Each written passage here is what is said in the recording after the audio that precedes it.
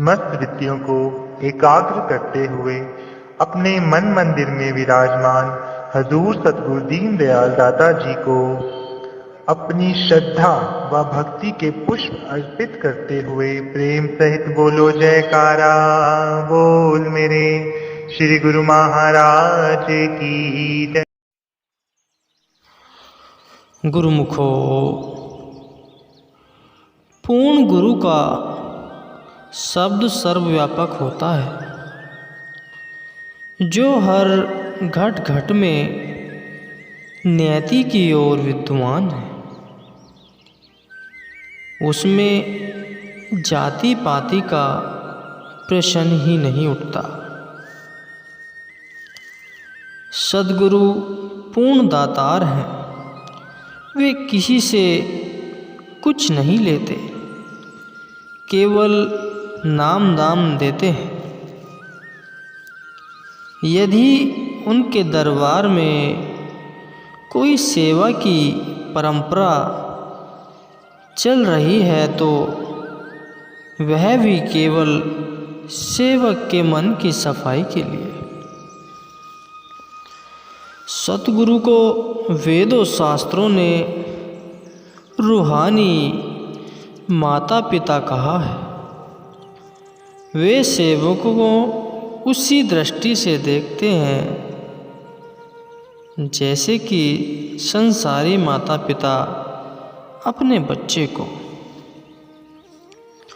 उनकी सारी कार्यवाही सेवक की आत्मिक उन्नति के लिए होती है और सेवक भी सारी कार्यवाही केवल सतगुरु की प्रसन्नता के लिए नियमित होती है।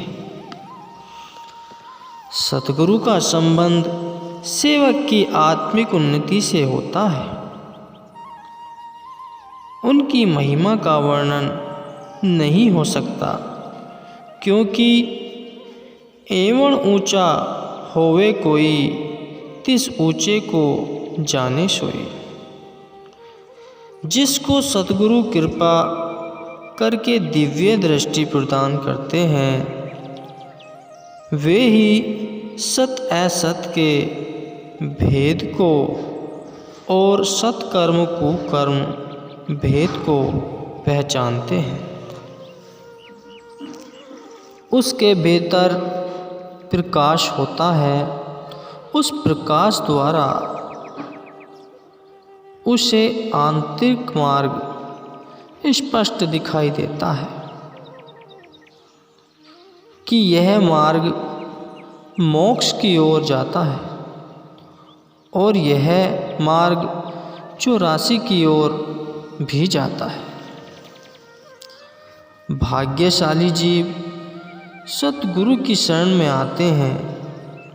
जो जीव अपना सर्वस्व भेंट कर अनन्य भक्त प्राप्त करना चाहते हैं, उनको चाहिए कि शरीर के निर्वाह के लिए जो कुछ सतगुरु दरबार से मिले उसे प्रसाद समझें और सतगुरु की आज्ञा शिरोमणि धार्य कर सेवा करके वे अपना जीवन सफल करें। जो पूर्ण सद्गुरु को साधारण मनुष्य समझते हैं, वे भाग्यहीन हैं। संतों ने और वेदों ने गुरु की महिमा गोविंद से भी अधिक लिखी है।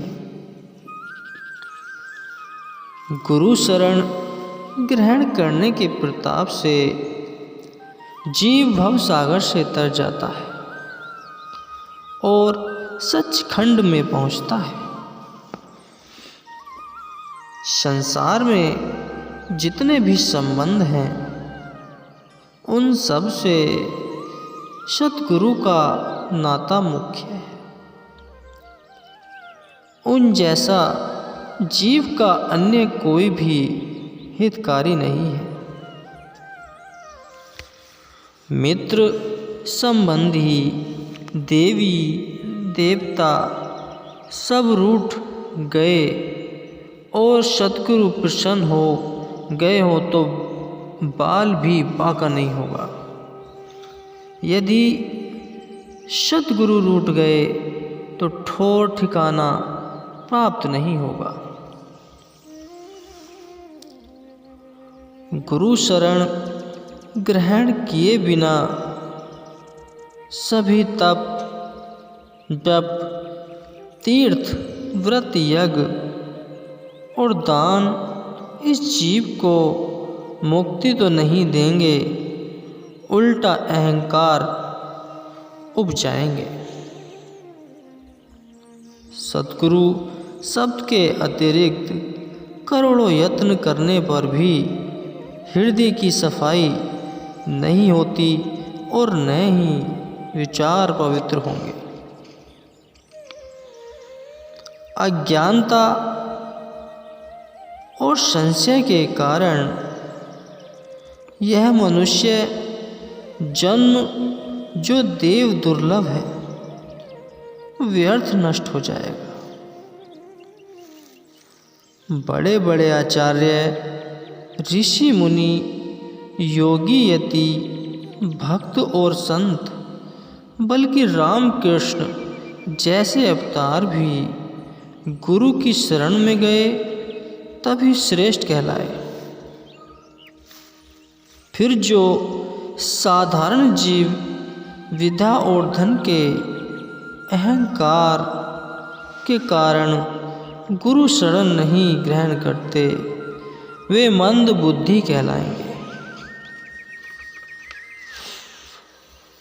जो अहंकारी पूर्ण सतगुरु को पूरी श्रद्धा से सिर नहीं झुकाते, अपने मुख से उनकी निंदा करते हैं या कानों से निंदा सुनते हैं या सुनकर प्रसन्न होते हैं या सामने वाद विवाद करते हैं, वे नीच योनियों में भटकते रहते हैं। सेवक का धर्म है कि हर कार्य करने से पहले अपने सद्गुरु देव महाराज का स्मरण करे। जब कभी भी अपने सद्गुरु के चरणों में पहुँचने का अवसर मिले, खाली हाथ न जाए। यदि कुछ न बने तो पत्र पुष्प भेंट करके नमस्कार करें। सद्गुरु को अंतर्यामी समझ उनसे कुछ भी छुपाना नहीं चाहिए और उनकी आज्ञा को सत्य सत्य कर मन की अनुमति बिना ही मानना चाहिए। संसार में जितने भी सेवाएं पूजाएं हैं उन सब में पूर्ण सतगुरु की सेवा पूजा सर्वश्रेष्ठ है और अधिक फलदायक है। जिसने सद्गुरु की सेवा पूजा श्रद्धापूर्वक की, उसने सब कुछ कर लिया और सब कुछ पा लिया। जो सद्गुरु का प्रदान किया हुआ नाम जपता है, उसके दुख दर्द और सब पाप नष्ट हो जाते हैं। कोई भी चिंता और गम वहाँ पाँव नहीं जमा सकती और लोक परलोक में भी उसे बड़ाई प्राप्त होती है। करोड़ों रुपए मेरे पास थे, परंतु आंतरिक कष्ट नष्ट नहीं हुआ, वह सद्गुरु भक्ति से मिट गया। ऐसा धनी धर्मदास जी ने फरमाया है, जब भी समय मिले अपनी आत्मा की उन्नति का साधन करो और सत्ग्रंथों का स्वाध्याय करो। जब तक मन जीवित है तब तक मृत्यु के मुख में है। जब मन मरेगा और शब्द का प्रकाश आठों याम रहेगा तो समझो अमर हो गए। निंदक और वही मूर्खी व्यक्ति की संगति न करो, क्योंकि उसकी एक क्षण की संगति भी वर्षों की कमाई नष्ट कर देती है। आज की वीडियो कैसी लगी? वीडियो को लाइक करें, कमेंट करें और चैनल को सब्सक्राइब जरूर करें।